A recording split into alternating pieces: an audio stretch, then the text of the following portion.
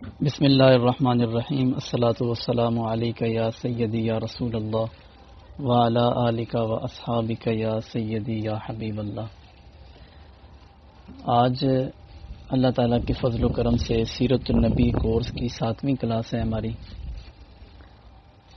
اور اس سے پہلے ہم واقعہ معراج تک پڑھ چکے ہیں، یعنی اعلان نبوت کے 12 برس بعد تک۔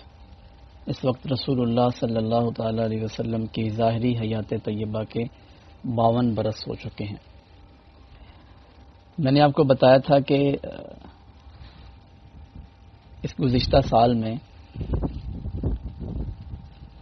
حج کے ایام میں ایک بیعت ہوئی تھی مدینہ طیبہ سے کچھ افراد نے، جن کی تعداد تقریباً 12 تھی۔ ان لوگوں نے رسول اللہ صلی اللہ علیہ وسلم سے اسلام پر بیعت کی تھی، اور ایک گھاٹی میں چونکہ وہ بیعت ہوئی تھی تو گھاٹی کو عربی زبان میں عقبہ کہتے ہیں، تو وہ پہلی بیعت تھی، اس لیے اس کو کہتے ہیں بیعت عقبہ اولا۔ اولا کا مطلب ہے پہلی۔ یہ لوگ جب جانے لگے تو انہوں نے رسول اللہ صلی اللہ علیہ وسلم سے عرض کی کہ حضور، ہم تو چونکہ آپ کا دین صحیح طریقے سے جانتے نہیں ہیں، تو اگر آپ ایک مہربانی فرما دیں تو اپنا کوئی معلم ہمارے ساتھ بھیج دیں، ہم اس کی مدد کریں گے اور ہم مل کے جو ہے وہ وہاں مدینہ طیبہ میں اسلام کی دعوت دیں گے۔ تو رسول اللہ صلی اللہ علیہ وسلم نے ان کے ساتھ حضرت مصعب بن عمیر کو بھیج دیا۔ تو حضرت مصعب بن عمیر، میں نے آپ کو بتایا تھا کہ یہ وہ شخص ہیں کہ جو انتہائی مالدار قسم کے آدمی تھے اور مہنگے ترین کپڑے پہنتے تھے، مہنگی مہنگی خوشبوئیں استعمال کرتے تھے، جس گلی سے گزرتے تھے دیر تک پیچھے سے خوشبو آتی رہتی تھی کہ یہاں سے مصعب گزر کے گئے ہیں۔ تو جب انہوں نے اسلام قبول کیا تو والدہ نے گھر سے نکال دیا، پھر ساری زندگی غربت و افلاس میں گزار دی، اور جنگ احد میں ان کا وصال ہوتا ہے تو کفن کے لیے کپڑے بھی میسر نہیں ہوتے۔ اللہ تعالیٰ ان کی قبر پہ کروڑوں رحمتیں نازل فرمائے۔ احد کے میدان میں ان کا مزار بھی ہے جہاں حضرت حمزہ کا مزار ہے۔ تو مصعب بن عمیر ان کے ساتھ چلے گئے، اہل مدینہ کے ساتھ، تو وہاں ان لوگوں نے مصعب بن عمیر کے ساتھ مل کر گھر گھر جا کے اسلام کی دعوت دی، اور روایتوں میں آتا ہے وَلَمْ يَبْقَ دَارٌ مِّن دُوَرِ الْأَنصَارِ إِلَّا وَفِيهَا ذِكْرُ رسول اللہ صلی اللہ علیہ وسلم، یعنی مدینہ طیبہ میں انصار کے گھروں میں سے کوئی گھر بھی باقی نہیں بچا جس میں سرکار کا ذکر نہ ہوا ہو۔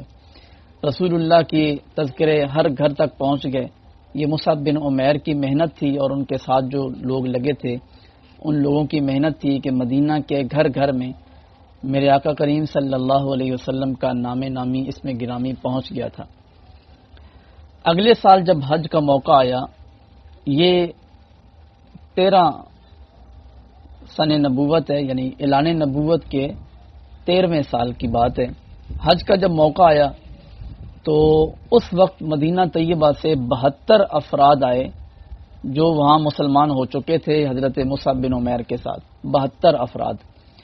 اور بھی لوگ تھے وہاں، اوس اور خزرج قبیلے کے مشرکین جب آتے تھے حج کرنے کے لیے تو یہ 72 بھی ان لوگوں کے ساتھ شامل ہو گئے، اور یہ بھی حج کی نیت سے انہی کے ساتھ مل کے آگے۔ ان کی نیت یہ تھی کہ یہ رسول اللہ صلی اللہ علیہ وسلم سے ملاقات کریں گے۔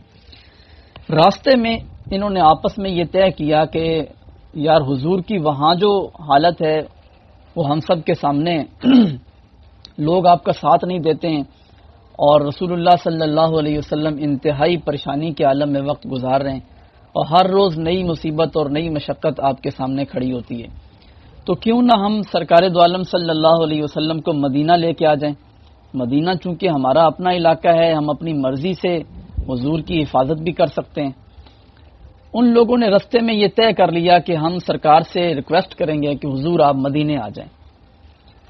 خیر، یہ لوگ وہاں پہنچے، خفیہ طریقے سے رسول اللہ صلی اللہ تعالی علیہ وسلم تک بات پہنچائی گئی کہ 72 افراد مدینہ طیبہ سے آئے ہوئے ہیں، مینا میں آپ سے ملنا چاہتے ہیں، اسی گھاٹی میں۔ رسول اللہ صلی اللہ علیہ وسلم نے وقت بتا دیا کہ رات کا جو انتہائی درمیانی حصہ ہوگا اس میں ہم ملاقات کریں گے۔ وہاں کے لوگوں کو صرف انہی 72 کو پتہ تھا، اور یہ بات انتہائی خفیہ رکھی گئی تاکہ کسی کو پتہ نہ چلے کہ رسول اللہ صلی اللہ علیہ وسلم کے ساتھ اہل مدینہ میں سے 72 لوگ بیعت کر رہے ہیں۔ خیر، رات کا مقرر وقت تھا، لوگ وہاں پہ جمع ہو گئے اسی گھاٹی میں۔ رسول اللہ صلی اللہ علیہ وسلم بھی تشریف لائے، انہوں نے سرکار کا استقبال کیا، حضور کو انہوں نے بٹھایا، بات چیت شروع ہوئی۔ سرکار دو عالم صلی اللہ علیہ وسلم کے ساتھ حضور کے چچا حضرت عباس بھی آئے۔ یاد رکھیں کہ اس وقت تک حضرت عباس مسلمان نہیں ہوئے تھے۔ حضرت عباس مسلمان ہوتے ہیں فتح مکہ کے وقت، جب مکہ فتح ہوتا ہے حضرت عباس اس وقت مسلمان ہوئے تھے، لیکن اب چونکہ رسول اللہ صلی اللہ علیہ وسلم کے رشتے میں چچا لگتے تھے، اور ابو طالب کے جانے کے بعد حضرت عباس سرکار کی پروٹیکشن کر رہے تھے، حضور کی سیکیورٹی کے فرائض سر انجام دے رہے تھے، تو اس لیے وہ بھی سرکار کے ساتھ آئے۔ بات چیت شروع ہوئی تو اہل مدینہ نے رسول اللہ صلی اللہ علیہ وسلم کے ہاتھ پہ پہلے بیعت کی اور وعدے کیے کہ ہم کوئی گناہ نہیں کریں گے، جو رسول اللہ صلی اللہ علیہ وسلم نے ان سے وعدے لیے کہ زنا نہیں کرنا، ڈکیتی نہیں کرنی ہے، چوری نہیں کرنی ہے، اور کسی کو ناحق قتل نہیں کرنا ہے، اسلام کی بنیادی باتوں پر رسول اللہ صلی اللہ علیہ وسلم نے اہل مدینہ سے بیعت لی۔ یہ بیعت جب مکمل ہوئی تو اہل مدینہ نے حضور سے گزارش کی کہ حضور، ہم نے یہ مشورہ کیا ہے کہ ہم آپ کو یہاں سے لے جائیں اور آپ مدینہ طیبہ تشریف لے کر آئیں ہمارے پاس۔ یہ بات جب حضرت عباس نے سنی تو حضرت عباس کھڑے ہو گئے، انہوں نے کہا بھائی تمہیں پتہ ہے تم بات کیا کر رہے ہو؟ ان کو یہاں سے لے جانے کا مطلب یہ ہے کہ تم لوگ پورے عرب کے ساتھ ٹکر لو گے، پھر لوگوں کی تلواریں ہوں گی اور پھر تمہیں مقابلہ کرنا پڑے گا ان سب چیزوں کا۔ تو انصار میں سے ایک شخص بولے، انہوں نے کہا کہ جناب آپ زیادہ غصہ نہ فرمائیں، ہم لوگوں نے ساری زندگی تلواروں میں ہی گزاری ہے اور ہم لڑائی وڑائی جانتے ہیں، ہمیں سارا کچھ ہی پتہ ہے، اور ہم اگر یہ بات کر رہے ہیں نا تو کسی سوچ سمجھ کے بات کر رہے ہیں، ہمیں سب باتوں کا پتہ ہے۔ تو ان میں سے ایک شخص نے یہ بھی کہا کہ رسول اللہ صلی اللہ علیہ وسلم، ہم آپ کو لے تو جاتے ہیں، وہاں پر ہمارے معاہدے ہوئے ہیں یہودیوں کے ساتھ، ہم امن کے ساتھ رہتے ہیں، لیکن ظاہر ہے کہ جب ہم اپنا اسلام ظاہر کریں گے ان لوگوں پر کہ ہم مسلمان ہو گئے ہیں تو ہمارے تعلقات تو ٹوٹ جائیں گے ان کے ساتھ۔ تو کہیں ایسا نہ ہو کہ بعد میں اللہ تعالیٰ آپ کو عزت دے، آپ کسی سلطنت اور اسٹیٹ کے بادشاہ بن جائیں اور پھر آپ ہمیں چھوڑ کے واپس مکہ آ جائیں۔ رسول اللہ صلی اللہ علیہ وسلم نے انہیں فرمایا کہ تم اطمینان رکھو، تمہارا خون میرا خون، انا منکم وانتم منی۔ یہ حضور نے مجموعی طور پر اہل مدینہ کے لیے جملہ بولا ہے، انا منکم وانتم منی، آج سے میں تمہارا تم میرے، احارب من حاربتم واسالم من سالمتم، جس سے تمہاری لڑائی اس سے میری لڑائی، اور جس سے تمہاری صلح اس سے میری صلح۔ یہ رسول اللہ صلی اللہ علیہ وسلم نے گویا کہ اہل مدینہ کو ایک بہت بڑی جو ہے وہ اطمینان والی بات کر دی کہ اب تم پریشان نہ ہو، اگر میں تمہارے پاس آ گیا تو پھر سمجھو میں تمہارا، پھر میں تمہیں چھوڑ کے واپس مکہ کی طرف یا کسی اور علاقے کی طرف ہرگز نہیں پلٹوں گا، اور میں تمہارا احسان مند رہوں گا کہ تم نے مجھے اپنے علاقے میں پناہ دی ہے اور اپنا سارا کچھ میرے سپرد کیا ہے۔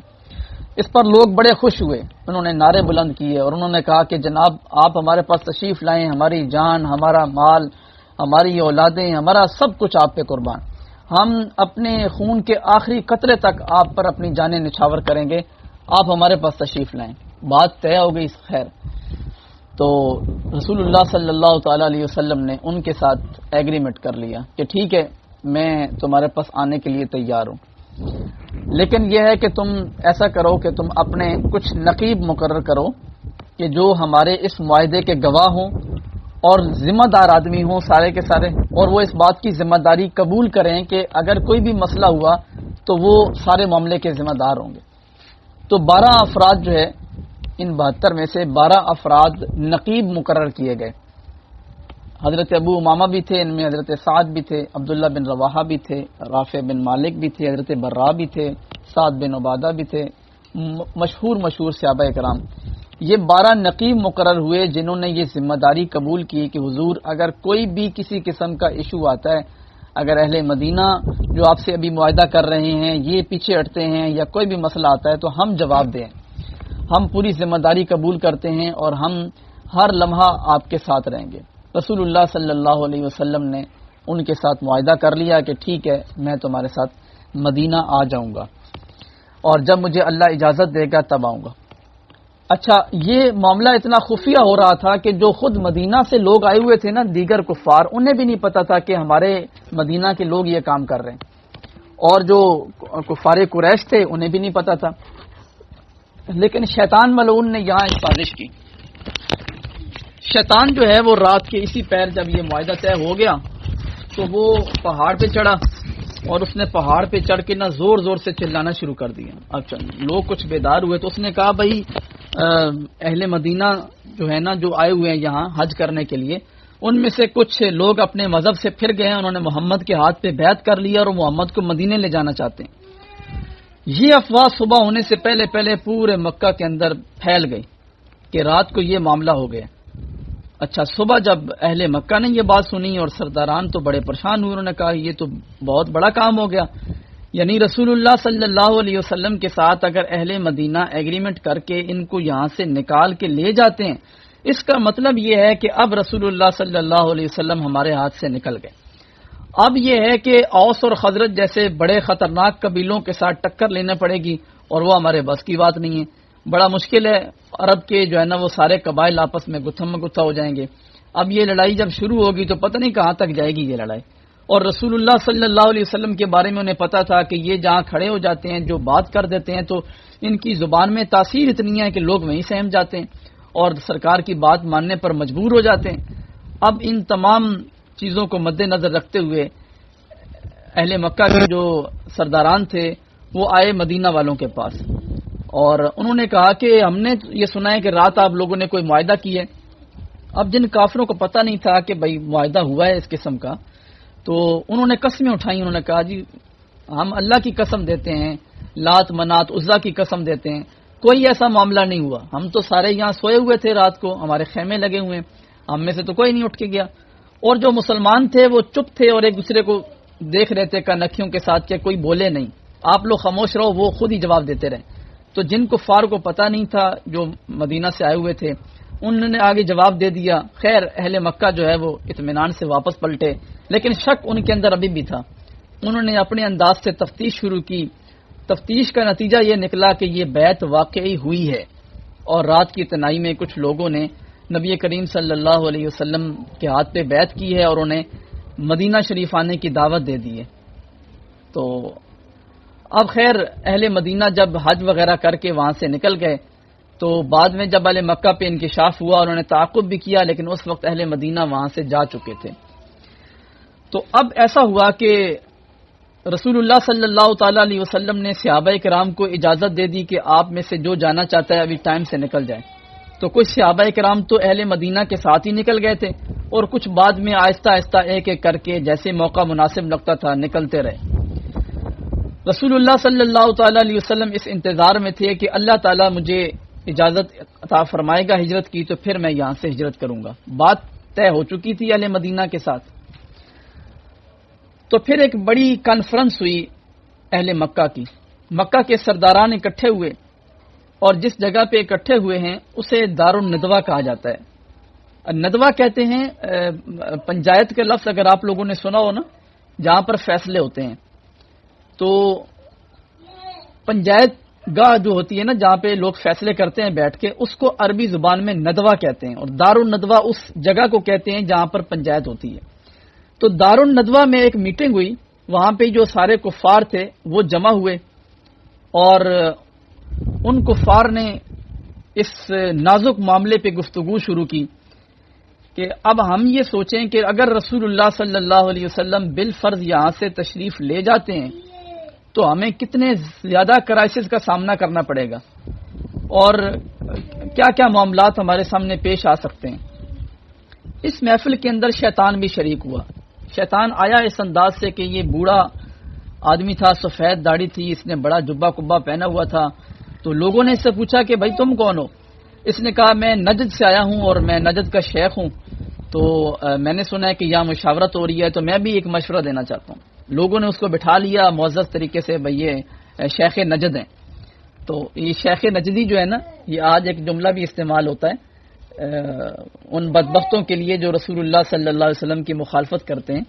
تو وہ شیطان تھا شیخ نجدی، جو نجد کا شیخ بن کے آیا تھا۔ یہ میٹنگ ہوئی تو اس میں لوگوں نے مشورے دیے۔ کسی نے کہا کہ ہم ان کو قید کر دیتے ہیں، قید کرنے کا فائدہ یہ ہوگا کہ بھئی یہ یہاں سے نکل نہیں سکیں گے۔ لوگوں نے، شیخ نجدی بولا، اس نے کہا کہ نہیں، اگر تم لوگ قید کر دو گے نا تو ان کے صحابی جو ہے نا بڑے جانثار ہیں، وہ اپنی جانوں پہ کھیل کے کسی نہ کسی طریقے ان کو بچا کے لے جائیں گے، لہذا قید والی صورتحال جو ہے نا وہ درست نہیں ہے۔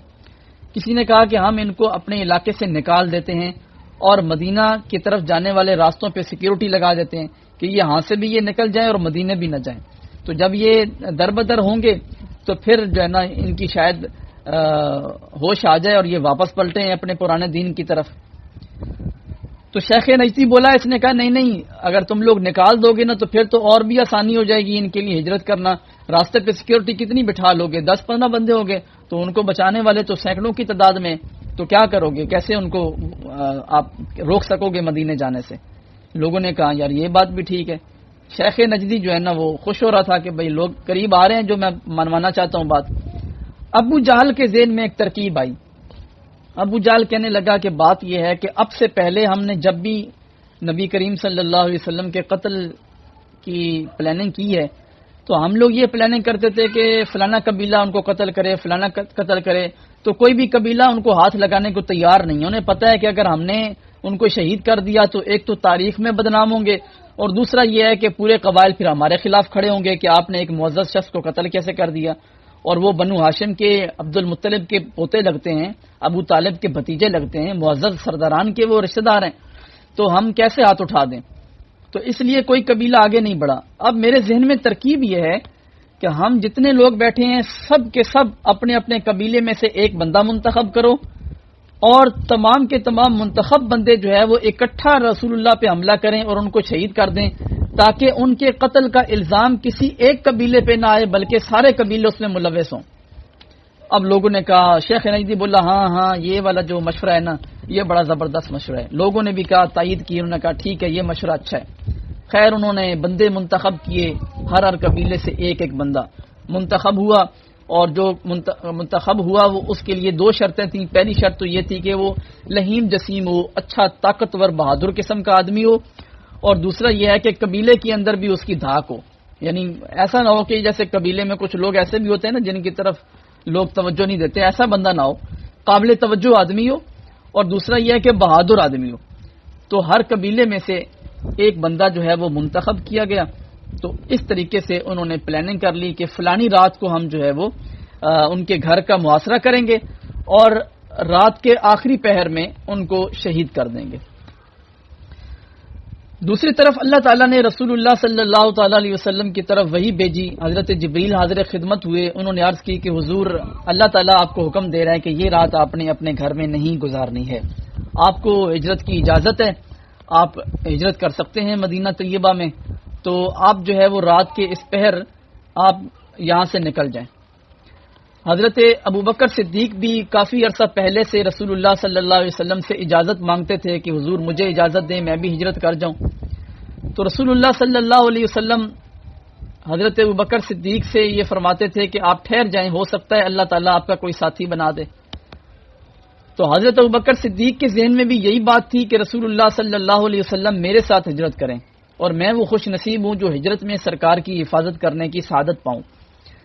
لیکن رسول اللہ صلی اللہ علیہ وسلم کھل کے یہ بات ابوبکر صدیق سے ڈسکس اس لیے نہیں کرتے تھے کہ سرکار اللہ کے حکم کے پابند تھے، ہو سکتا ہے اللہ تعالیٰ آپ کا کوئی اور ساتھی مقرر فرما دیتا اور سرکار ابوبکر صدیق سے وعدہ کر چکے ہوتے، اس لیے سرکار کا اپنا دل بھی یہی تھا کہ ابوبکر میرے ساتھ جائیں، ابوبکر کا دل بھی یہی تھا کہ سرکار کو میں لے کر جاؤں، لیکن رسول اللہ صلی اللہ علیہ وسلم واضح بات نہیں کرتے تھے کہ میں آپ کے ساتھ جاؤں گا، آپ ٹھہر جاؤ، لیکن ان کو روکتے بھی تھے کہ آپ ابھی نہ جائیں، ہو سکتا ہے اللہ آپ کا کوئی اچھا ساتھی مقرر کر دے۔ خیر جب ہجرت کی اجازت ملی اور یہ بھی اجازت ملی کہ آپ ابوبکر صدیق کے ساتھ چلے جائیں، تو رسول اللہ صلی اللہ علیہ وسلم دوپہر کے وقت حضرت ابوبکر صدیق کے گھر آئے۔ عام طور پہ اس وقت سرکار جاتے نہیں تھے کہیں پر، تو یہ دوپہر کا وقت تھا، سرکار نے دروازہ بجایا تو ابوبکر صدیق نے دروازہ کھولا، حضور جو ہے وہ ایک چادر اوڑے باہر تشریف فرما تھے، تو ابوبکر صدیق بہت خوش ہوئے، انہوں نے کہا کہ حضور آپ جو ہے وہ اس وقت تشریف لائے ہیں، حالانکہ عام طور پہ آپ اس وقت آتے نہیں ہیں، سرکار نے فرمایا کہ اندر کوئی ہے تو نہیں؟ تو انہوں نے کہا کہ نہیں حضور، اندر صرف گھر والے ہی ہیں، باہر کا آدمی کوئی نہیں ہے۔ اس وقت رسول اللہ صلی اللہ علیہ وسلم اس سے 1 سال پہلے حضرت عائشہ سے سرکار کا نکاح ہو چکا تھا، لیکن رخصتی نہیں ہوئی، رخصتی ہجرت کے بعد ہوئی تھی، پہلی ہجری میں۔ تو رسول اللہ صلی اللہ علیہ وسلم اندر تشریف لے کے آئے، سرکار نے حضرت ابوبکر صدیق سے فرمایا کہ ہمیں جو ہے وہ اجازت مل گئی ہے ہجرت کی، تو اب تم جو ہے وہ تیاری کرو، ہم رات کے اس پہر جو ہے وہ نکلیں گے اور میں تمہارا فلانی جگہ پہ انتظار کروں گا، تم وقت مقررہ پر اس جگہ پہ پہنچ جانا۔ اور آپ نے جو ہے نا وہ حضرت ابوبکر صدیق سے کہا کہ تم ایک راستے کی جان پہچان والا بندہ ڈھونڈو اور جسے تم یہ کرائے پہ ہائر کرو، اور اسے کہو کہ بھائی وہ 2 اونٹنیاں لے کر جو ہے وہ وقت مقررہ پر فلانی جگہ پہنچ جائے اور پھر ہمیں راستے کی رہنمائی بھی کرے۔ اس زمانے میں لوگ ہوتے تھے جو اجرت پہ راستے کی رہنمائی کرتے تھے، یعنی ہر بندے کو تو اب پتہ نہیں ہوتا کہ یمن کی طرف کون سا راستہ جاتا ہے، شام کی طرف کون سا جاتا ہے، تو لوگ اس بات کی بھی اجرت لیتے تھے کہ راستے کی رہنمائی کی جائے۔ ابوبکر صدیق نے اسی مقصد کے لیے 2 اونٹنیوں کو جو ہے وہ ببول کے پتے کھلا کھلا کے تیار کیا ہوا تھا، اچھی خاصی ہٹی کٹی وہ اونٹنیاں تھیں۔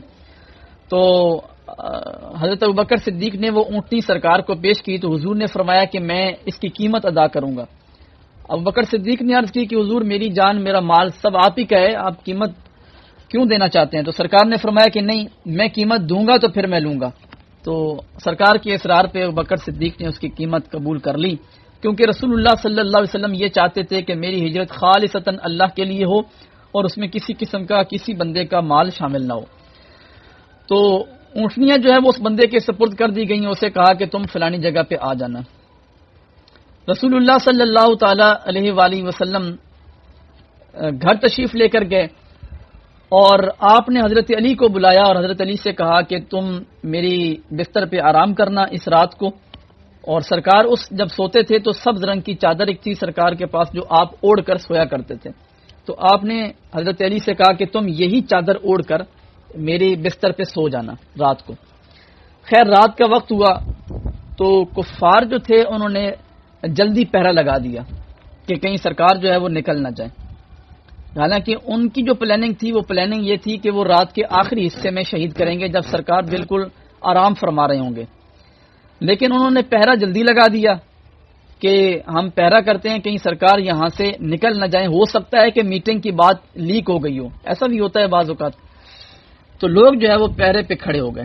سبحان اللہ، اللہ تعالیٰ فرماتا ہے وَإِذْ يَمْكُرُوا بِكَ الَّذِينَ كَفَرُوا لِيُثْبِتُوكَ أَوْ يَقْتُلُوكَ أَوْ يُخْرِجُوكَ، کافروں نے یہ مکر کیا، کافروں نے یہ میٹنگ کی کہ وہ یا تو آپ کو قید کر دیں، لِيُثْبِتُوكَ وہ آپ کو قید کر دیں، او يَقْتُلُوكَ یا آپ کو شہید کر دیں، او يُخْرِجُوكَ یا آپ کو مکہ سے نکال دیں۔ وَيَمْكُرُونَ وَيَمْكُرُ اللَّهُ، انہوں نے مکر کیا، اللہ نے بڑی زبردست تدبیر کی، واللہ خیر الماکرین، اور اللہ تعالیٰ بہترین تدبیر فرمانے والا ہے۔ تو اللہ تعالیٰ نے اپنے حبیب کو پہلے آگاہ کر دیا تھا۔ تو رسول اللہ صلی اللہ تعالیٰ علیہ وآلہ وسلم کو جب ہجرت کی اجازت مل گئی، سرکار نے اپنے بستر پہ حضرت علی المرتضیٰ کو سلا دیا۔ حضرت علی جو ہیں وہ سرکار کی سبز رنگ کی چادر اوڑھ کر لیٹ گئے۔ تو بعد میں حضرت علی سے فرمایا کرتے تھے کہ میں پوری زندگی میں صرف ایک رات بڑے پرسکون انداز سے سویا ہوں۔ تو لوگوں نے پوچھا کہ وہ کون سی رات ہے؟ فرمایا وہ ہجرت کی رات جب رسول اللہ صلی اللہ علیہ وسلم مجھے اپنے بستر پر سلا کر گئے تھے اور سرکار مجھے یہ فرما گئے تھے کہ علی تم سو جاؤ اور صبح تم اٹھنا، اہل مکہ کی کچھ امانتیں میرے پاس رکھی ہوئی ہیں، یہ امانتیں تم ان کے سپرد کر کے پھر تم بھی ہجرت کر کے مدینے آ جانا۔ تو میں اس رات پرسکون نیند سویا۔ تو لوگوں نے پوچھا کہ جناب وہ تو بڑی مشکل رات تھی، کفار کا پہرا تھا، وہ اگر آپ کو اللہ کا نبی سمجھ کے شہید کر دیتے تو پھر یہ تو ڈرنے والی رات تھی۔ تو حضرت علی نے فرمایا کہ نہیں، مجھے یقین تھا، رسول اللہ مجھے یہ فرما کر گئے تھے کہ علی تم سو جاؤ، صبح تم اہل مکہ کی امانتیں واپس کر کے مدینے آ جانا۔ رسول اللہ کی زبان سے یہ جملے نکلنا اس بات کی دلیل تھی کہ باقی ہر رات علی کو موت آ سکتی تھی، اس رات حضرت علی کو موت نہیں آ سکتی تھی، کیونکہ رسول اللہ فرما گئے تھے کہ صبح تم اٹھنا، امانتیں دے کے آ جانا۔ اس کا مطلب یہ تھا کہ سرکار دو عالم صلی اللہ علیہ وسلم مجھے آج کی رات کی کم از کم گارنٹی دے کے جا رہے ہیں کہ آج رات موت کا فرشتہ بھی میرے پاس نہیں آ سکتا ہے۔ کتنا مضبوط ایمان تھا صحابہ کرام کا کہ رسول اللہ صلی اللہ علیہ وسلم کی زبان اقدس سے جو بات نکلتی تھی انہیں جو ہے وہ 100% یقین ہوتا تھا کہ اب جو ہے وہ پتھر پہ لکیر ہو گئی ہے، اب یہ بالکل بھی نہیں مٹ سکتی اور یہ بات غلط ہو ہی نہیں سکتی۔ وہ کسی نے کیا خوبصورت ترجمانی کی، اس نے کہا کہ جو دن کو کہہ دیا شب تو رات ہو کے رہی، جو دن کو کہہ دیا شب تو رات ہو کے رہی، تمہارے منہ سے جو نکلی وہ بات ہو کے رہی۔ یعنی اگر سرکار نے کبھی دن کے وقت میں یہ کہہ دیا نا کہ ابھی رات ہے تو دن کا جو بھی پہر ہو وہ رات ہو جاتا ہے، اور سرکار رات کو کہہ دینا کہ ابھی دن ہے وہ رات نہیں رہتی، پھر دن ہو جاتا ہے۔ اور حضور سید عالم صلی اللہ علیہ وسلم کی زبان اقدس سے جو بات نکلتی ہے بس وہ بات ہو جاتی ہے، ہو بھی کیوں نہ۔ وما ينطق عن الهوى ان هو الا وحی یوحى، یہ اپنی جانب سے کچھ نہیں کہتے، یہ وہی کہتے ہیں جو ان کی طرف اللہ کی طرف سے وحی کی جاتی ہے۔ تو زبان ان کی ہوتی ہے لیکن کلام اس میں خدا تعالیٰ کا ہوتا ہے۔ وہ اس نے کہا تھا کسی پنجابی شاعر نے کہ ادھے رتبے نہ کوئی تولے، ادھے رتبے نہ کوئی تولے وچو رب بولے، سبحان اللہ۔ تو یہ شان ہے میرے نبی کریم صلی اللہ علیہ وسلم کی۔ تو حضرت علی پرسکون نیند سوئے اس رات۔ رسول اللہ صلی اللہ علیہ وسلم جب باہر نکلے تو کفار اس وقت وہاں کھڑے تھے۔ سرکار نے سورہ یاسین کی ابتدائی آیات کی تلاوت کی اور جہاں تک سرکار نے اختتام کیا وہ الفاظ ہیں فَأَغْشَيْنَاهُمْ فَهُمْ لَا يُبْصِرُونَ، ہم نے ان کی آنکھوں پہ پردے ڈال دیے وہ دیکھتے نہیں ہیں۔ حضور نے یہ جملے نکالے تو اللہ تعالیٰ نے ان لوگوں کی آنکھوں پہ پردے ڈال دیے، ان سب کی آنکھیں پکڑ لی گئیں۔ وَقَدْ أَخَذَ اللَّهُ عَلَىٰ أَبْصَارِهِمْ فَلَمْ يَرَهُ أَحَدٌ مِّنْهُمْ، اللہ نے ان کی آنکھیں پکڑ لی اور ان میں سے کسی ایک نے بھی رسول اللہ کو نہیں دیکھا۔ سرکار گھر سے باہر تشریف لے کر آئے، حضور نے مٹی کی ایک مٹھی بھری، سرکار نے ان سب کے سر پہ مٹی ڈالی۔ وَنَثَرَ عَلَىٰ رُؤُوسِهِمْ كُلِّهِمْ تُرَابًا كَانَ فِي يَدِهِ، حضور کے ہاتھ میں مٹی تھی اور سرکار نے سب کے سروں پہ مٹی ڈالی۔ سرکار وہاں سے تشریف لے کر گئے اور جو جگہ طے تھی جہاں بکر صدیق سرکار کا انتظار کر رہے تھے حضور وہاں پر پہنچے۔ یہ مقام حضورہ تھا، یہ مطلب سرکار اپنے گھر مبارک سے نکل کے مکہ کی حدود سے تھوڑا باہر مقام حضورہ کے پاس کھڑے ہوئے اور آپ نے خانہ کعبہ کی طرف حسرت بھری نگاہ سے دیکھا اور رسول اللہ صلی اللہ علیہ وسلم نے چند جملے ارشاد فرمائے۔ حضور نے فرمایا واللہ انک لاحب ارض اللہ الی، اللہ کی قسم اے مکہ مجھے تم سے کائنات میں سب سے زیادہ محبت تھی، کوئی علاقہ اگر مجھے پسند تھا تو وہ سب سے زیادہ مجھے یہ علاقہ پسند تھا مکہ کا۔ ولولا ان اہلک اخرجونی منک ما خرجت، اگر اہل مکہ مجھے یہاں سے نہ نکالتے تو خدا کی قسم میں یہاں سے نہ جاتا، لیکن اب چونکہ یہ لوگ میرے قتل کے درپے ہو گئے تو اب اللہ تعالیٰ کے حکم سے مجھے مکہ چھوڑنا پڑ رہا ہے۔ تو رسول اللہ صلی اللہ تعالیٰ علیہ وسلم آپ دیدہ ہو کر سرکار کی آنکھوں میں آنسو تھے اور حضور حضرت ابوبکر صدیق کی معیت میں وہاں سے نکلے۔ جو مشہور راستہ تھا مدینہ شریف جانے کا حضور نے وہ راستہ اختیار نہیں فرمایا، بلکہ جو راستہ جاتا تھا یمن کی طرف رسول اللہ صلی اللہ علیہ وسلم نے وہ راستہ اختیار فرمایا تاکہ عام طور پر اگر کفار ابھی ہمارا پیچھا کریں بھی صحیح تو وہ غلط راستے کی طرف نہیں جائیں گے، وہ جائیں گے مدینے کی معروف راستے کی طرف۔ تو وہاں جب تک وہ جائیں گے تب تک ہم کسی محفوظ مقام پہ پہنچ چکے ہوں گے۔ خیر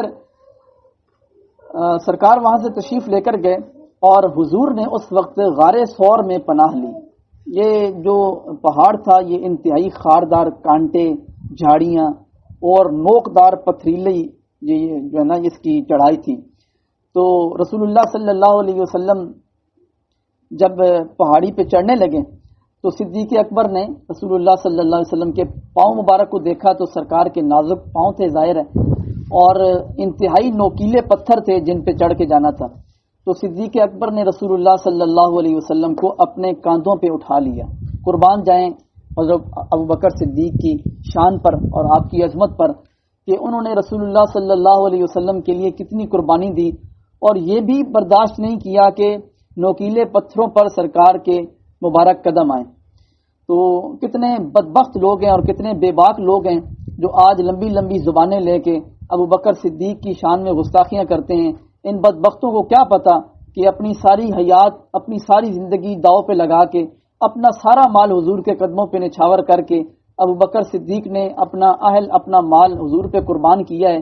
ساری زندگی اول سے لے کے آخر تک حضور کی حفاظت کرتے رہے، اور کس کس انداز کے ساتھ جانثاری کی ہے کہ رسول اللہ صلی اللہ علیہ وسلم فرماتے ہیں آخر اوقات میں کہ میں نے جس سے قرض لیا تھا میں نے سارے قرضے واپس کر دیے، جس نے اسلام کے ساتھ کوئی اچھائی کی تھی میں نے اس کا بدلہ بھی دے دیا، لیکن ابو بکر صدیق کا بدلہ ابھی تک میں نے نہیں دیا.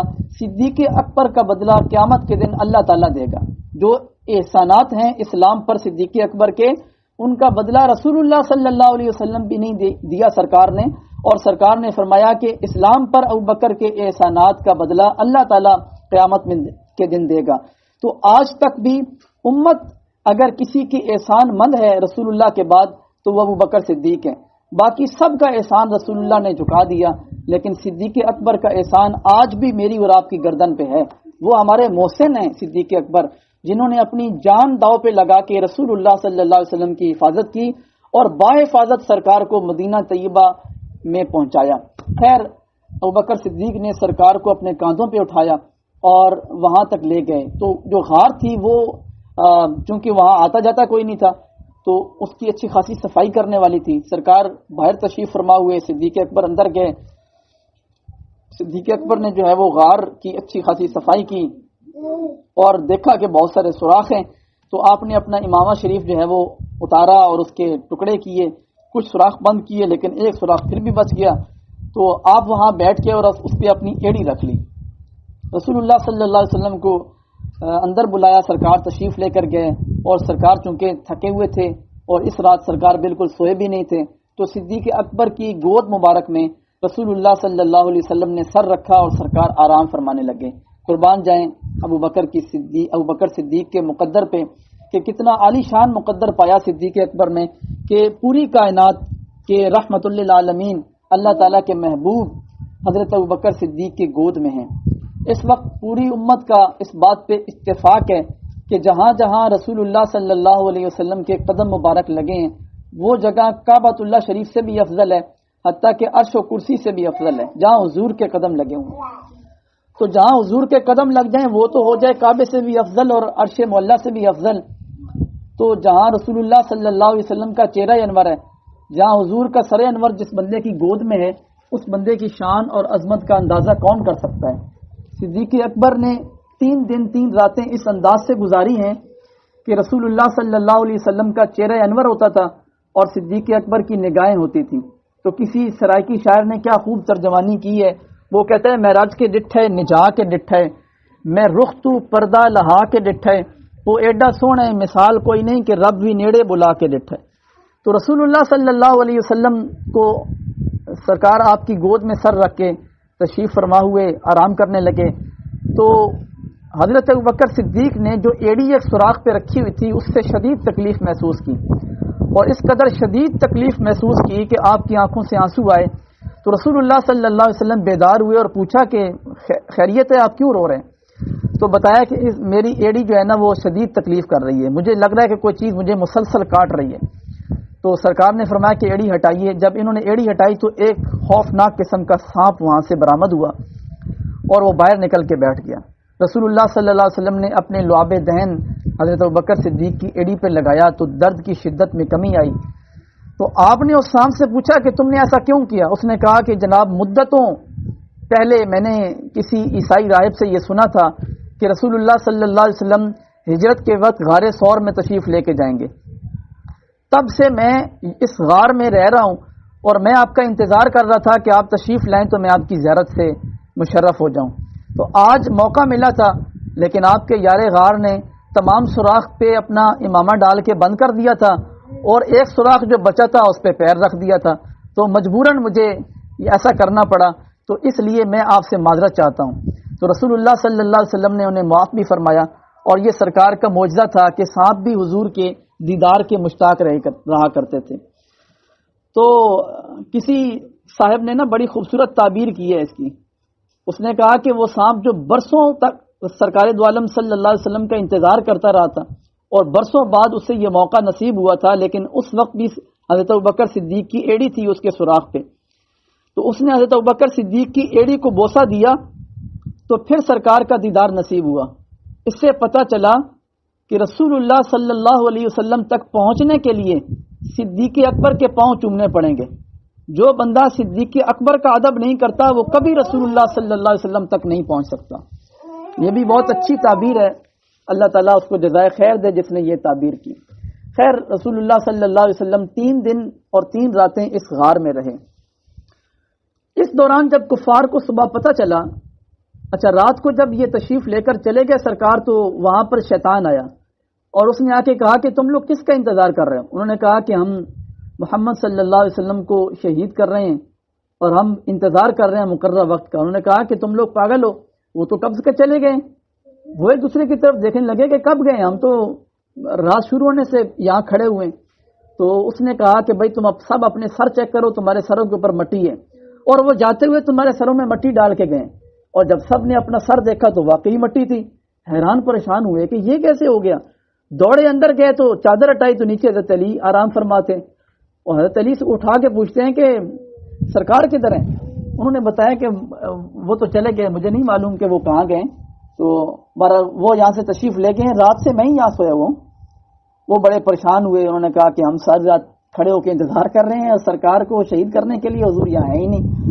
بات پھیل گئی، صبح صبح جو بڑے سرداران تھے انہیں اعلان کر دیا بھائی جو ان کو پکڑ کے لائے گا اس کو 100 اونٹ ملیں گے۔ اب 100 اونٹوں کے لالچ میں ہر بندہ باہر نکل گیا سرکار کو تلاش کرنے کے لیے، کوئی کسی راستے کوئی کسی راستے۔ تو رسول اللہ صلی اللہ علیہ وسلم اس غار میں تھے۔ اس غار کے دروازے پہ حضرت ابوبکر صدیق کے بیٹے جناب عبداللہ جو ہے وہ رات کو جا کے آرام کرتے تھے تاکہ رات کو کوئی اس طرح کی ایکٹیویٹی ہو تو وہ اندر جا کے بتا سکیں، اور دن میں وہ واپس آ جاتے تھے اور اہل مکہ کی جو ایکٹیویٹی ہوتی تھی وہ جا کے وہاں بتاتے تھے کہ مکہ والے یہ پلاننگ کر رہے ہیں۔ ابوبکر صدیق رضی اللہ تعالیٰ عنہ کی شہزادی حضرت اسماء بنت ابی بکر روزانہ تازہ کھانا بناتی تھیں اور تازہ کھانا بنا کے غار ثور میں پہنچا کر آتی تھیں۔ کبھی آپ کا اللہ تعالیٰ آپ کو توفیق دے اور میں اور آپ سب حرمین شریفین کی حاضری کے لیے جائیں تو آپ کبھی غار ثور دیکھیے گا۔ غار ثور پہ چڑھتے چڑھتے بندے کو 2-2.5 گھنٹے لگ جاتے ہیں، اچھے خاصے ہٹے کٹے آدمی کو 2-2.5 گھنٹے لگ جاتے ہیں غار ثور تک چڑھتے چڑھتے۔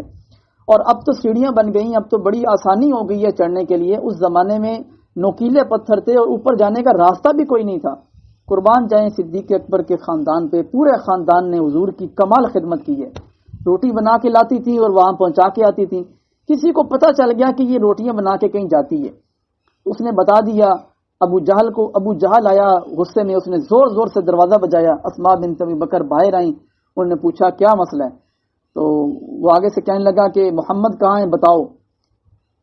اب جو ہے وہ حضرت اسماء سوچ میں پڑ گئیں کہ اگر میں ان کو بتا دیتی ہوں کہ وہاں ہیں تو یہ بے وفائی ہوگی سرکار سے، اور اگر میں یہ کہتی ہوں کہ مجھے نہیں پتا تو یہ جھوٹ ہو جائے گا، اور میں صدیق کی بیٹی ہوں، قیامت تک لوگ کہیں گے کہ صدیق کی بیٹی نے جھوٹ بول دیا، اتنے سچے آدمی کی بیٹی نے بھی جھوٹ بولا ہے، تو جھوٹ تو میں بالکل بھی نہیں بولوں گی، سچ بتاتی ہوں تو سرکار سے بے وفائی ہے۔ قربان جائیں حضرت اسماء بنت ابی بکر ابو جہل جیسے سردار کے سامنے کہنے لگیں ابو جہل مجھے پتا ہے کہ محمد کہاں ہے، لیکن خدا کی قسم میں بتاؤں گی نہیں کہ وہ کہاں ہیں۔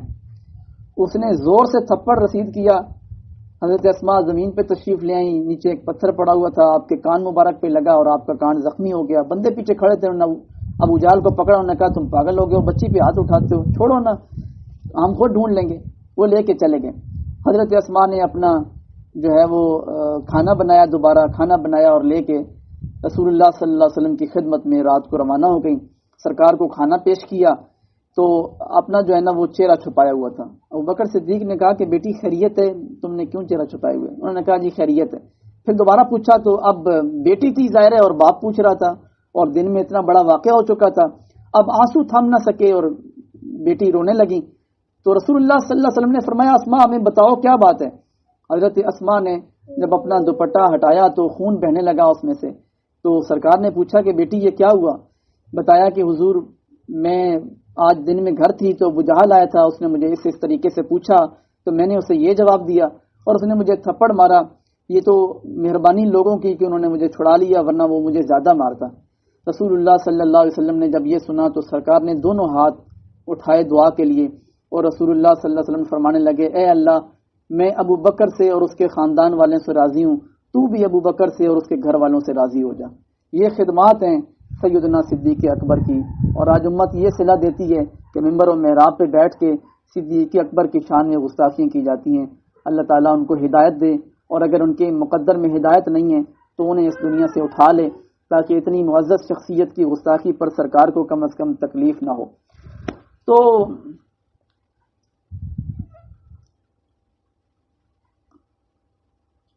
رسول اللہ صلی اللہ علیہ وسلم نے 3 دن 3 راتیں وہاں گزاری، تو وہ جس بندے کو اونٹنیاں دی تھی نا 2، اسے کہا تھا کہ 3 دن بعد تم غار ثور کے باہر آ جانا۔ وہ مقررہ وقت پہ اونٹنیاں لے کے وہاں پہنچ چکا تھا۔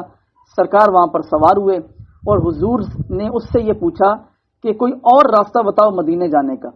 اس نے پھر راستے کی رہنمائی کی۔ وہ راستہ ایسا عجیب و غریب راستہ تھا کہ کفار کے وہم و گمان میں بھی نہیں آ سکتا تھا کہ سرکار یہاں سے جائیں گے۔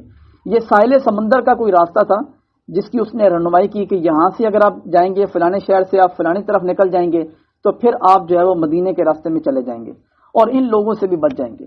رسول اللہ صلی اللہ علیہ وسلم وہاں سے تشریف لے گئے تو راستے میں ایک خوبصورت واقعہ پیش آیا۔ حضور نے جو ہے وہ ایک جگہ پر دیکھا کہ ایک چھوٹا سا مکان بنا ہوا ہے، کچا مکان ہے۔ صدیق اکبر سے کہا کہ جاؤ ان سے پوچھ کر آؤ کہ ان کے پاس دودھ وغیرہ ہے تو ہم جو ہے وہ ان سے خریدتے ہیں۔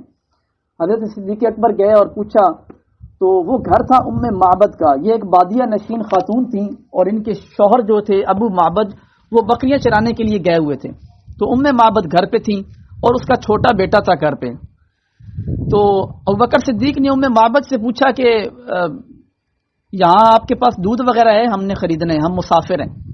اس نے کہا کہ بیٹا اب میں بیچنا تو اگر ہوتا تو میں بیچتی تو نہیں، مسافر لوگوں میں ویسے ہی پیش کر دیتی، لیکن یہ ایک لاغر سی بکری میرے پاس ہے، اب اس کے ہڈیوں میں گودا ہی نہیں ہے تو اب میں دودھ کہاں سے دو کے دوں؟ بکریاں ہماری ہیں بہت ساری، لیکن ابو معبد چرانے گئے ہوئے ہیں، وہ آئیں گے شام کو، تو اگر شام تک انتظار کر سکتے ہو تو بیٹھ جاؤ، شام کو آئیں گے تو دودھ دو کے تمہیں ویسے ہی دے دوں گی، میں بیچا نہیں کرتی مسافروں کو۔ تو رسول اللہ صلی اللہ علیہ وسلم نے کہا کہ اس سے اجازت لو کہ ہم اس بکری سے دودھ نکال لیں۔ تو جب ابوبکر صدیق نے اس سے کہا تو وہ ہنسنے لگ گئی نا۔ اس نے کہا بھئی لگتا ہے کہ آپ کو پتہ نہیں ہے کہ بکریوں کے معاملات کیا ہوتے ہیں، یہ بیچاری تو اپنے پیروں پہ کھڑی بھی نہیں ہو سکتی ہے، اس کی تو ہڈیوں میں گودا ہی نہیں ہے، گوشت دودھ کہاں سے آئے گا اس کے اندر؟ رسول اللہ نے فرمایا ماں تم اجازت تو دو۔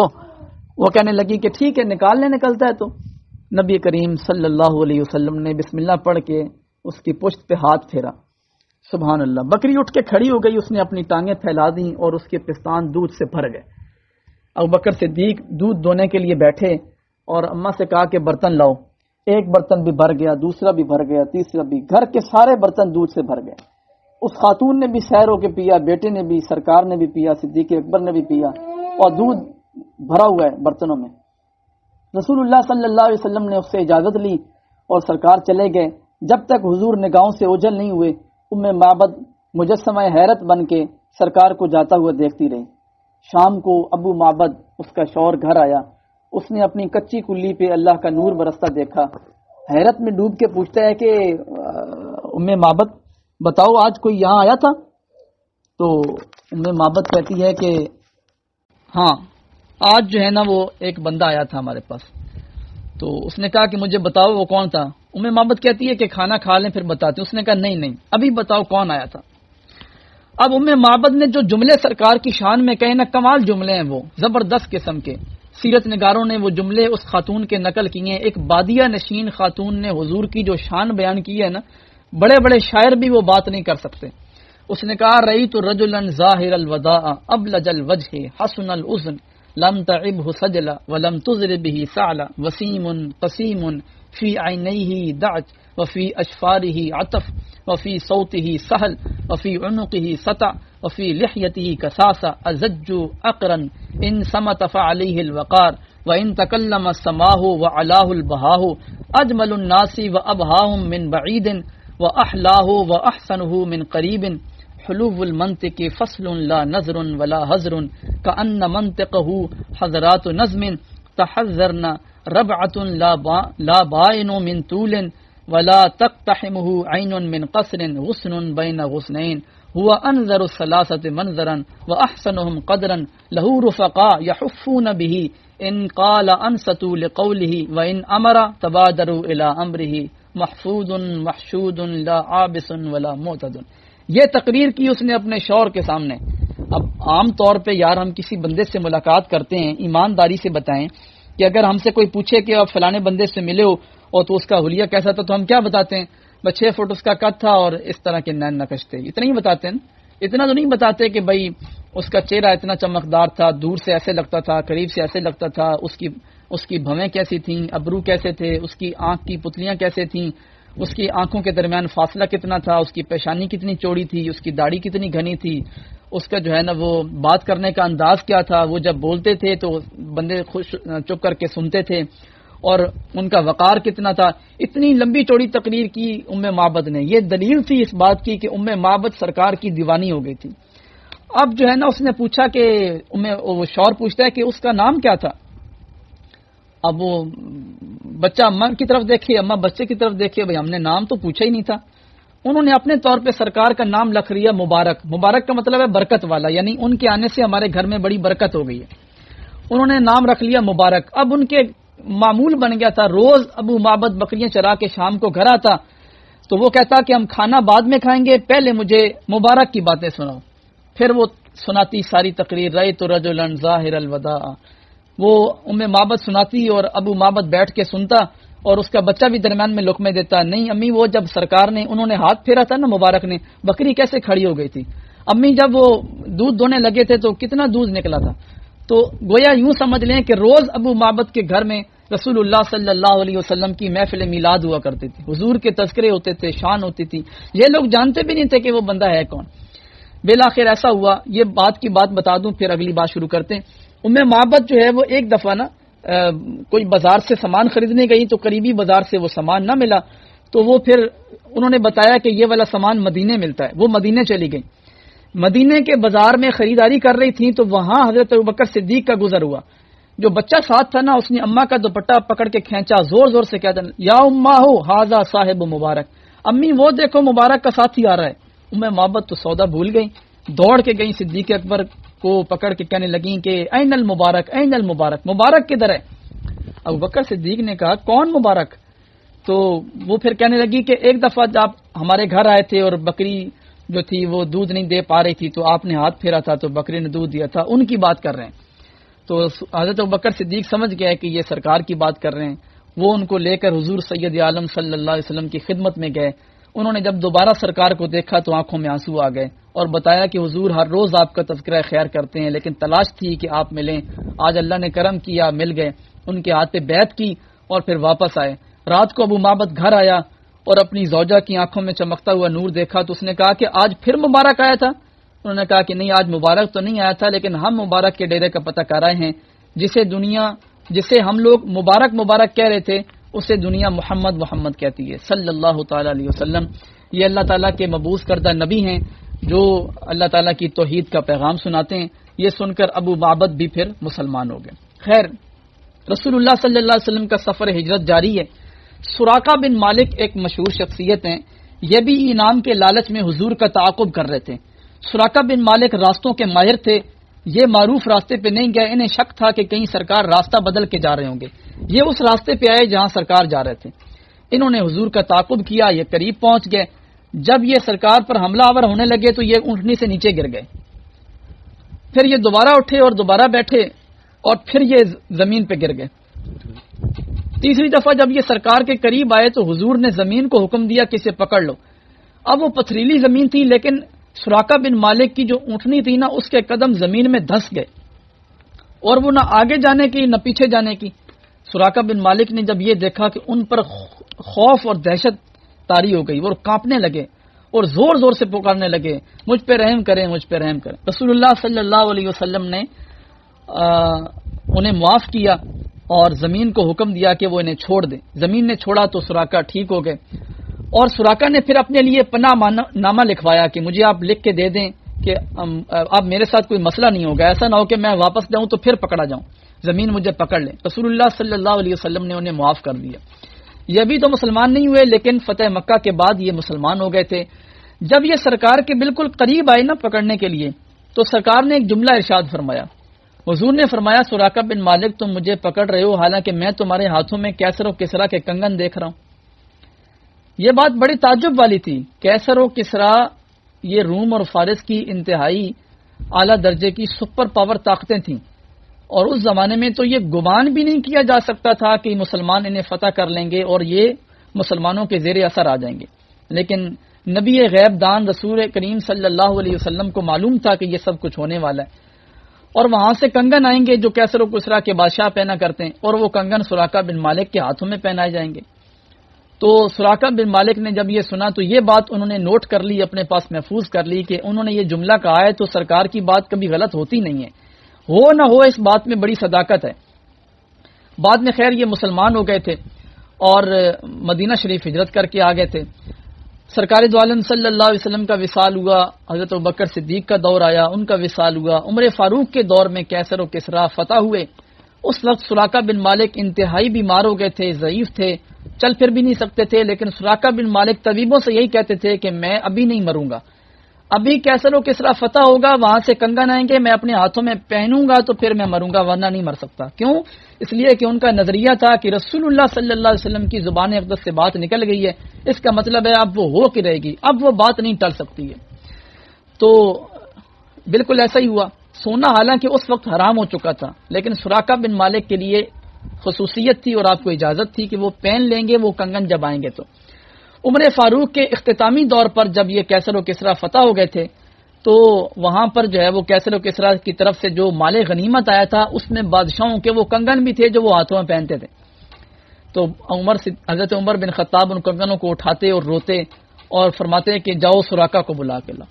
حضرت سراقہ نے جب یہ سنا تو دو لاٹھیوں کے سہارے نا سراقہ بن مالک خود چل کے حضرت عمر بن خطاب کے پاس آئے، اور حضرت عمر بن خطاب نے آنسوؤں بھرے لہجے کے ساتھ حضرت سراقہ بن مالک کے ہاتھوں میں وہ کنگن پہنائے۔ پورے مدینہ کے لوگ وہاں جمع تھے اور سراقہ اپنے ہاتھ لہراتے اور یہ کنگن دکھاتے لوگوں کو اور یہ کہتے کہ تمہارے رسول نے سچ کہا ہے، ہمارے نبی نے سچ کہا کہ سراقہ کے ہاتھ میں جو ہے وہ کیسر و کسرا کے کنگن آئیں گے۔ قربان جاؤں ان لوگوں کی عقیدت پہ۔ خیر رسول اللہ صلی اللہ تعالی علیہ وسلم وہاں سے تشریف لے کر گئے، سراقہ بن مالک واپس پلٹ آئے اور سراقہ اسی راستے کے قریب کسی جگہ پہ ٹھہر گئے۔ اب جو بندہ بھی اس راستے کی طرف آتا نا تو سراقہ اسے کہتے کہ واپس چلے جاؤ، میں یہ آگے تک دیکھ آیا ہوں، یہاں نہیں ہے، وہ کسی اور راستے سے گئے ہیں۔ تو سراقہ جو ہے انہیں واپس کر دیتے۔ تو رسول اللہ صلی اللہ تعالی علیہ وسلم بحفاظت کفار کا جو ایریا تھا، کفار مکہ کی جہاں تک دسترس تھی، وہاں سے سرکار آگے نکل گئے۔ راستے میں آپ کی ملاقات ہوتی ہے حضرت بریدہ اسلمی سے۔ یہ قبیلہ بنی سام کے لوگ تھے اور یہ بھی سرکار کی تلاش میں نکلے ہوئے تھے۔ تو رسول اللہ صلی اللہ علیہ وسلم سے جب ان کی ملاقات ہوئی تو حضور کو انہوں نے پہلے دیکھا ہوا نہیں تھا۔ جب ان کی نظر سرکار کے جمال پہ پڑی تو حضور پہ دیوانے ہو گئے اور رسول اللہ صلی اللہ علیہ وسلم سے ریکویسٹ کی کہ میں بھی آپ کا غلام بننا چاہتا ہوں۔ سرکار نے ان کو قبول کر لیا اور انہوں نے کہا کہ مجھے بھی یہ شرف عطا فرمائیں کہ میں آپ کی معیت میں ہجرت کا باقیہ جو سفر ہے وہ ادا کروں۔ سرکار نے اجازت دے دی۔ حضرت سراقہ نے حضرت بریدہ اسلمی نے ایک گزارش اور کی کہ حضور آپ چونکہ اب جس جگہ پہ جا رہے ہیں وہ علاقہ سارا آپ ہی کا ہے، تو جو بادشاہ ہوتے ہیں ان کی شان یہ ہوتی ہے کہ جب وہ چلتے ہیں تو ان کے ساتھ ایک جھنڈا بھی ہوتا ہے، اگر آپ مجھے اجازت دیں تو ایک جھنڈا میں آپ کے لیے بنا دوں۔ سرکار نے فرمایا کہ ٹھیک ہے۔ تو بریدہ اسلمی نے اپنا امامہ پھاڑا اور اس کا ایک جھنڈا بنا لیا اور رسول اللہ صلی اللہ علیہ وسلم کے علم بردار بن کے آگے آگے چلتے رہے، اور حضور اس شان سے آ رہے ہیں کہ اب ایک علم اٹھائے بندہ آپ کے ساتھ ہے اور آپ کے ساتھ دو ساتھی ہیں، ابوبکر صدیق ہیں اور ایک ساتھی اور تھے ساتھ میں۔ رسول اللہ صلی اللہ علیہ وسلم آگے تشریف لے گئے تو راستے میں حضرت زبیر بن عوام سے ملاقات ہوئی۔ زبیر بن عوام اچھے تاجر تھے اور یہ سرکار کی پھوپھی کے بیٹے تھے، حضرت صفیہ کے بیٹے تھے یہ زبیر۔ یہ تجارت کر کے ملک شام سے واپس آ رہے تھے۔ تو رسول اللہ صلی اللہ علیہ وسلم سے ملاقات ہوئی، سرکار نے بتایا کہ اس طریقے سے آپ کے جانے کے بعد حالات بڑے بگڑ گئے تھے، تو مجھے اللہ تعالیٰ نے ہجرت کا حکم فرمایا تو میں جا رہا ہوں۔ تو جو حضرت زبیر تھے اس وقت یہ ملک شام سے انتہائی قیمتی کپڑے لا رہے تھے، تو انہوں نے وہ قیمتی کپڑے جو ہے وہ ابوبکر صدیق کو بھی اور سرکار کو بھی بطور تحفہ پیش کیے، تو سرکار نے وہ قیمتی لباس جو ہے وہ زیب تن فرمایا۔ کیا شان ہے اللہ تعالیٰ کی! اللہ تعالیٰ رسول اللہ صلی اللہ علیہ وسلم کو مدینے میں جس شان کے ساتھ انٹر کروانا چاہ رہا ہے وہ شان بھی دیکھیں۔ اب جھنڈا بھی آ گیا، اب اچھے قسم کے کپڑے بھی سرکار کے پاس ہیں۔ رسول اللہ صلی اللہ تعالیٰ علیہ وسلم جو ہے وہ جب وہاں پر قریب پہنچے مدینہ کے، تو مدینے سے پہلے ایک بستی آتی تھی جسے بستی قباء کے نام سے یاد کیا جاتا ہے۔ رسول اللہ صلی اللہ علیہ وسلم نے وہاں سرکار کا شاندار قسم کا استقبال کیا گیا، اور لوگوں نے جو ہے وہ آپ کے لیے تحائف بھی پیش کیے۔ رسول اللہ صلی اللہ علیہ وسلم وہاں کچھ دیر ٹھہرے۔ یہ مدینہ شریف سے 3 میل کے فاصلے پر ہے۔ سرکار وہاں یا تو 14 دن ٹھہرے ہیں یا 24 دن ٹھہرے ہیں۔ یہ ابھی مدینہ میں نہیں گئے سرکار، قباء میں سرکار ٹھہرے ہیں 14 دن یا 24 دن، یہ دونوں روایتیں آتی ہیں۔ تو وہاں پر سرکار نے ایک مسجد کی بنیاد رکھی تھی جسے مسجد قباء کہا جاتا ہے۔ اسی کے بارے میں اللہ تعالیٰ نے قرآن کریم میں ارشاد فرمایا ہے، لَمَسْجِدٌ أُسِّسَ عَلَى التَّقْوَى مِنْ أَوَّلِ يَوْمٍ أَحَقُّ أَن تَقُومَ فِيهِ وَفِيهِ رِجَالٌ يُحِبُّونَ أَن يَتَطَهَّرُوا وَاللَّهُ يُحِبُّ الْمُطَّهِّرِينَ۔ یہ اس مسجد کی شان بیان کی گئی ہے کہ اس مسجد کی بنیاد تقوی پہ رکھی گئی۔ یہ پہلی باقاعدہ طور پہ اسلام کی مسجد تھی جو رسول اللہ صلی اللہ علیہ وسلم نے تعمیر کروائی، مسجد قباء۔ یہ آج بھی موجود ہے مسجد قباء جو ہے، لیکن اس کی تعمیر ذرا مختلف ہو گئی ہے۔ رسول اللہ صلی اللہ علیہ وسلم ساری حیات میں مسجد قباء آنا بڑا پسند کرتے تھے، کبھی سرکار سواری پہ آتے تھے، کبھی پیدل آتے تھے۔ اگر اللہ تعالیٰ آپ کو موقع دے مدینہ شریف جانے کا تو ایک دفعہ تو سیر کرواتے ہوئے جو ہمارے ہوتے ہیں جن سے ہمارا معاہدہ ہوتا ہے وہ ایک دفعہ تو لے جاتے ہیں مسجد قباء میں گاڑی پر۔ تو آپ سے گزارش ہے کہ آپ بار بار آئیں، جب مدینہ شریف رہیں تو مسجد قباء کی طرف بار بار آئیں، کبھی پیدل آئیں کبھی سواری پہ آئیں۔ یہ زیادہ دور نہیں ہے، 3 میل کے فاصلے پر ہے یہ مسجد نبوی سے۔ تو رسول اللہ صلی اللہ علیہ وسلم مسجد قباء سے نکلے تو سرکار ایک اور جگہ پہ راستے میں ایک بستی آتی تھی، اس بستی والوں نے بھی سرکار کا بڑا استقبال کیا، اور رسول اللہ صلی اللہ علیہ وسلم نے وہاں پر پہلی جمعہ کی باقاعدہ طور پہ نماز پڑھائی تھی، جمعہ کی نماز۔ تو جمعہ کی نماز پڑھائی تو وہاں سرکار نے ایک مسجد کی بنیاد رکھی، جسے سنگ بنیاد رکھا، مسجد انہوں نے خود ہی تعمیر کی تھی۔ اس مسجد کو مسجد جمعہ کہا جاتا ہے۔ یہ جو بستی تھی یہ رسول اللہ صلی اللہ علیہ وسلم کے دادا جان عبد المطلب کا ننہالی جو ہے نا علاقہ تھا، اسے بنو نجار کہتے تھے۔ تو بنو نجار کی یہ بستی تھی، رسول اللہ صلی اللہ علیہ وسلم نے یہاں پر مسجد جمعہ کی بنیاد رکھی تھی اور یہاں پر سرکار نے پہلا جمعہ پڑھایا تھا۔ پھر رسول اللہ صلی اللہ علیہ وسلم وہاں سے نکلے، اب مدینہ بالکل قریب آ گیا تھا۔ لوگوں میں پہلے خبر تو پہنچی ہوئی تھی کہ سرکار قباء میں تشریف فرمائیں، اب سرکار جو ہے وہ بنو نجار کی بستی میں ہیں، تو اب لوگ جو ہے وہ چھتوں پہ چڑھ کے اور درختوں پہ چڑھ کے حضور کا انتظار کر رہے تھے۔ جیسے ہی سرکار کو آتے ہوئے دیکھا تو لوگوں نے جو ہے وہ ترانے گائے، دف بجائے گئے، اور ہر جو ہے نا وہ گلی کوچوں میں جو ہے وہ نعرے لگائے گئے، اللہ تعالیٰ کا شکر ادا کیا گیا۔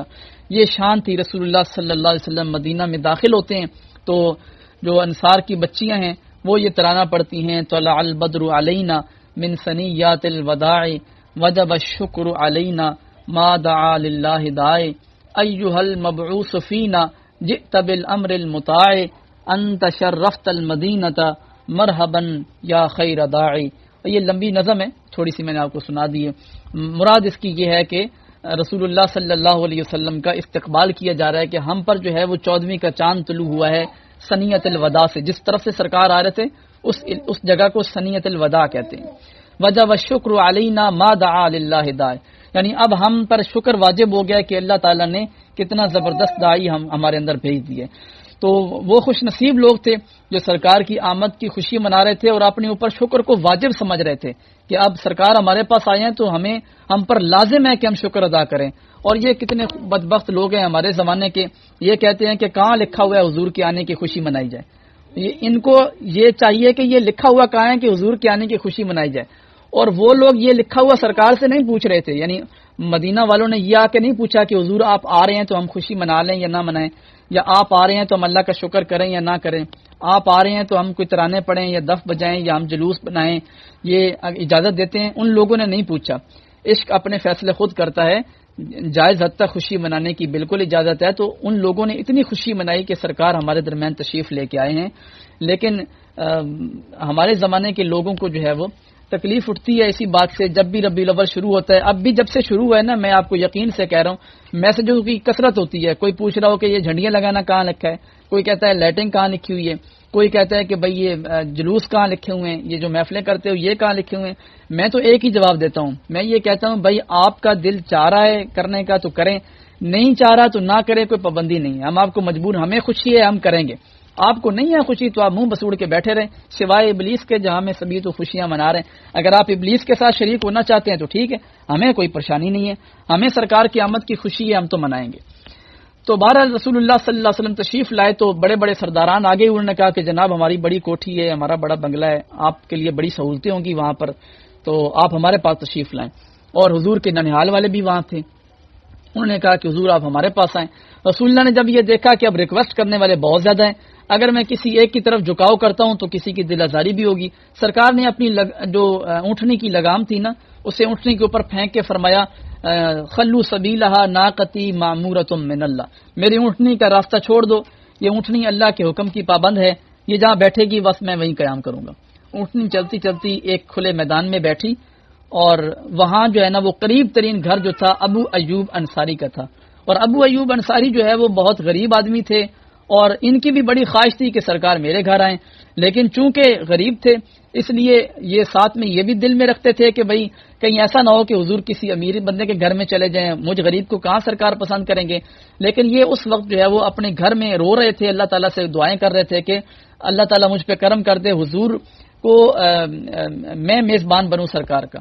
تو رسول اللہ صلی اللہ علیہ وسلم کی اونٹنی جہاں بیٹھی وہاں قریب ترین گھر ابو ایوب انصاری کا تھا۔ لوگوں نے اس کا دروازہ بجایا اور اسے کہا کہ مبارک ہو، سرکار کی اونٹنی تمہارے گھر کے پاس بیٹھی ہے۔ وہ تو بھائی دوڑا ہوا آیا، اس نے سرکار کا سامان اٹھا لیا، سر پہ رکھ لیا، کہتا ہے حضور ہمارے گھر چلے، میرا گھر قریب ہے۔ سرکار نے فرمایا بھائی چلتے ہیں، اس نے کہا نہیں، آپ نے کہا تھا جدھر اونٹنی بیٹھے گی ادھر جائیں گے، میرا گھر قریب ہے، یہاں سب سے قریب میرا گھر ہے، ادھر کوئی ہے بھی نہیں گھر، آپ میرے گھر چلیں۔ تو رسول اللہ صلی اللہ علیہ وسلم ان کے ساتھ چلے، تو ان کے دو پوشن تھے، ایک اپر پوشن ایک لوور، یعنی مطلب یہ ہے کہ ایک ان کا گراؤنڈ فلور پہ یہ رہتے تھے اور ایک اوپر کا مکان خالی تھا۔ تو انہوں نے سرکار سے کہا کہ آپ اوپر رہنا پسند کریں گے یا نیچے، تو سرکار نے فرمایا کہ ملاقاتی آیا کریں گے، چونکہ تو نیچے والا جو ہے نا وہ ٹھیک ہے، اوپر تم لوگ رہ لو۔ تو یہ میاں بیوی اوپر منتقل ہو گئے، انہوں نے سرکار کو نیچے رہائش دے دی۔ تو جس جگہ سرکار کی اونٹنی بیٹھی تھی وہ اسی جگہ پہ آج کل مسجد نبوی ہے اور سرکار کا کاشانہ اقدس اور روضہ ہے، اور اللہ تعالیٰ نے وہ جگہ منتخب کی تھی رسول اللہ صلی اللہ علیہ وسلم کے لیے، اور وہ جگہ جو ہے وہ دو یتیموں کی تھی، سہل اور سہیل کی۔ سرکار نے ان سے معاوضہ دے کر یہ جگہ خریدی تھی، اور اس جگہ پہ پھر مسجد نبوی بھی تعمیر کی گئی، اور اسی جگہ پہ ساتھ میں سرکار کے حجرے بھی تعمیر کیے گئے جس میں مختلف ازواج مطہرات ٹھہری۔ ابو ایوب انصاری جو ہے وہ روزانہ سرکار کو کھانا بھی بنا کے دیتے تھے۔ حضور حضرت ابو ایوب انصاری کے مہمان تھے۔ وہ فارسی کے شاعر نے بڑی خوبصورت ترجمانی کی ہے، اس نے کہا کہ ابو ایوب انصاری کا جو ہے نا اس وقت لہجہ یہ تھا کہ وہ کہتے تھے کہ امروز شاہ شاہاں مہمان شدست مارا، جبریل با ملائک درباں شدست مارا، یعنی آج شاہوں کے شاہ رسول اللہ صلی اللہ علیہ وسلم میرے مہمان ہیں، اور میرے گھر کی شان یہ ہے کہ جبریل فرشتوں کی فوج لے کر میرے گھر کے باہر چوکی دار بن کے کھڑا ہوا ہے، یعنی یہ میری شان ہے کہ اللہ تعالیٰ نے مجھے منتخب کیا کہ میں وہ پہلا آدمی ہوں کہ جس کے گھر میں رسول اللہ صلی اللہ علیہ وسلم مہمان بن کر آئے ہیں۔ اس سے ایک اشارہ یہ بھی ہے کہ مدینہ میں غریب ترین آدمی ابو ایوب انصاری تھے۔ امیروں نے گزارش کی لیکن سرکار ان کے گھر نہیں گئے۔ جس گھر کو سرکار نے میزبانی کا شرف دیا تھا وہ غریب ترین گھر تھا۔ کسی پنجابی شاعر نے بڑی خوبصورت بات کہی ہے، اس نے کہا تھا کہ نیویں آندہ پرونا ہے میرا نبی، نیویں آندہ پرونا ہے میرا نبی، کوٹھیاں تے چڑھے ویکھدے رہ گئے، یعنی بڑے بڑے مالدار لوگ دیکھتے رہے اور سید عالم صلی اللہ علیہ وسلم نے کسی غریب کو عزت دی ہے اور حضور اس کے گھر میں تشریف لے کر گئے ہیں۔